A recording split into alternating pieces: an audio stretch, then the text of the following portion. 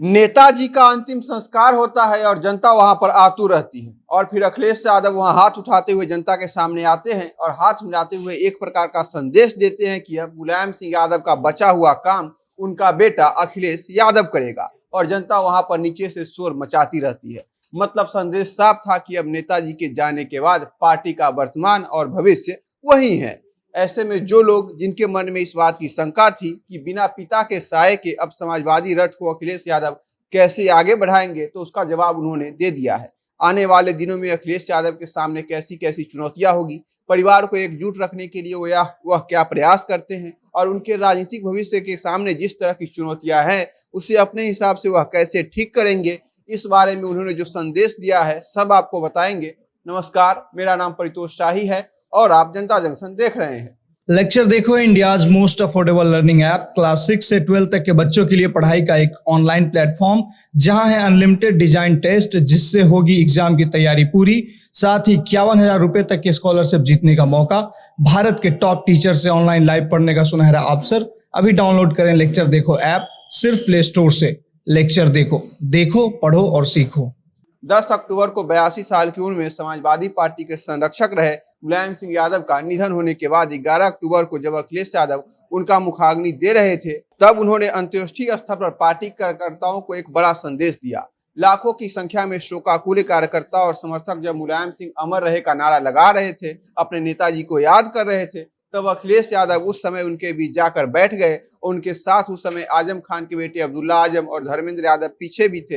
अखिलेश यादव ठीक उसी तरह से अपने कार्यकर्ताओं के बीच में जाकर बैठे जैसे एक समय मुलायम सिंह यादव, आजम खान और शिवपाल यादव अपने कार्यकर्ताओं से मिलते थे। अखिलेश यादव अपने अपने कार्यकर्ताओं से हाथ मिलाया और उन्होंने बताया कि नेताजी के जाने के बाद अब पार्टी का वर्तमान और भविष्य वही है।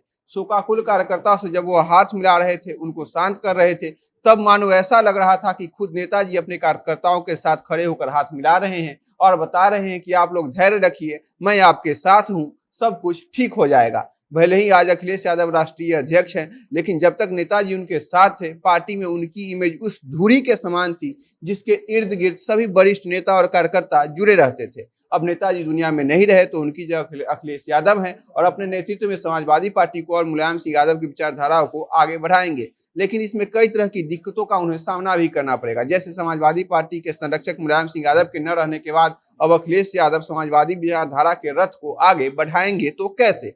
समाजवादी पार्टी के संगठन को विस्तार कैसे देंगे? अभी तक मुलायम सिंह यादव की वजह से समाजवादी पार्टी के तमाम प्रमुख लोग जुड़े रहे थे, उन सब लोगों को साथ लेकर आगे बढ़ने, जातिगणना समीकरण को दुरुस्त रखने में अखिलेश यादव के सामने कई चुनौतियां हैं।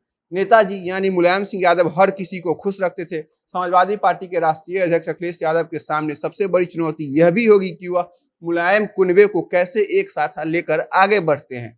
मुलायम सिंह यादव की हमेशा यह कोशिश रही है कि पूरा परिवार एक साथ रहे। उन्होंने शिवपाल यादव को एक साथ रखने के लिए अखिलेश यादव की बड़ी नाराजगी के बीच भी कई बार दोनों को एक करने की कोशिश की, लेकिन अखिलेश यादव कभी भी अपने चाचा को साथ लेकर आगे नहीं बढ़ पाए। चाचा का साथ नहीं मिला तो तमाम तरह की चुनौतियों का सामना भी उन्हें करना पड़ा और सरकार बनाने में भी 2022 के विधानसभा चुनाव में अखिलेश यादव सफल नहीं हो पाए। इसके अलावा अखिलेश यादव के सामने मुलायम सिंह यादव से जुड़े संगठन के लोग हो या अन्य राजनीतिक दलों के लोग, उनका सम्मान करते हुए उनके अनुभवों के आधार पर संगठन को मजबूत करने का काम भी उन्हें करना होगा। जिस प्रकार मुलायम सिंह यादव की सभी राजनीतिक दलों में स्वीकार्यता रही, सभी लोग नेताजी का सम्मान करते थे, ठीक उसी प्रकार अखिलेश यादव को भी इस काम को आगे बढ़ाना होगा। इसके लिए उन्हें सबसे संपर्क और संवाद भी करते रहना होगा। 2012 में मुलायम सिंह यादव के रहते अखिलेश यादव ने सफलता पाई, वह मुख्यमंत्री भी बने, लेकिन इसके बाद 2014 का लोकसभा चुनाव हो, 2017 का विधानसभा चुनाव हो, 2019 का फिर लोकसभा चुनाव हो या फिर 2022 का विधानसभा चुनाव हो, उन्हें सफलता नहीं मिल पाई। पिछले चारों चुनाव वह अपने नेतृत्व में हार चुके हैं। अब उनके सामने एक बड़ी चुनौती होगी कि कैसे चुनावी लड़ाई को लड़ना है, वह भी तब जब पिता का साया उनके सिर से उठ चुका है। पार्टी परिवार को उन्हें खुद संभालना है। परिवार को पूरी तरह से एक करने के लिए उन्हें बहुत तरह की कोशिश करनी होगी।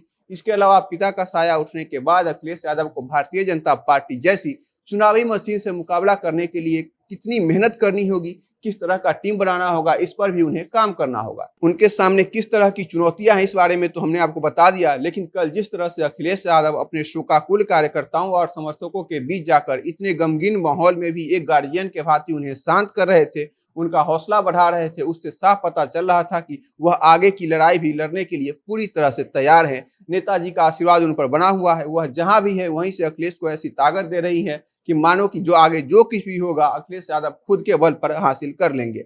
नेताजी जा चुके हैं। जब से नेताजी ने सक्रिय रूप से राजनीति छोड़ी, उसके बाद से अखिलेश यादव लगातार 4 चुनाव हार चुके हैं। ऐसे में आपको क्या लगता है कि अगली बार वो दोबारा उत्तर प्रदेश का मुख्यमंत्री कब बनेंगे? इस बारे में आपकी जो भी राय है हमें कमेंट बॉक्स में बताइएगा।